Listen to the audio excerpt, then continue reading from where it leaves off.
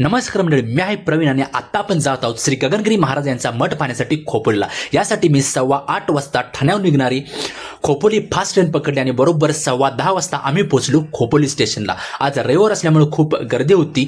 येथे मी 20 रुपये प्रति व्यक्ती या हिशोबाने रिक्षा केली आणि आम्ही पोहोचलो मठामध्ये। येथे 1 रुपये देऊन आम्ही चप्पल ठेवून घेतली आणि 20 रुपयाचं महाप्रसादाचं कुपन घेऊन आम्ही निघालो संत गगनगिरी महाराज यांच्या समाधी मंदिराकडे।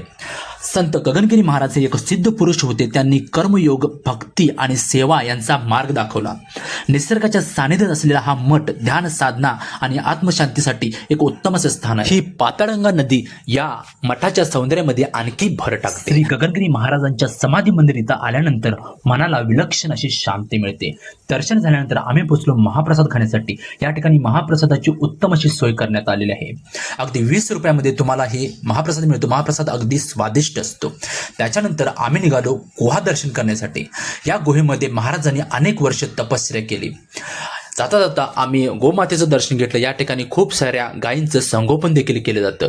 या ठिकाणी जाणारी ही वाट खूप सुंदर आहे आणि ती कधीच संपू नये असं वाटतं। आणि आता आम्ही पोहोचलो आहोत गुहेमध्ये। या ठिकाणी श्री गगनगिरी महाराजांनी अनेक वर्ष तपश्चर्या केली।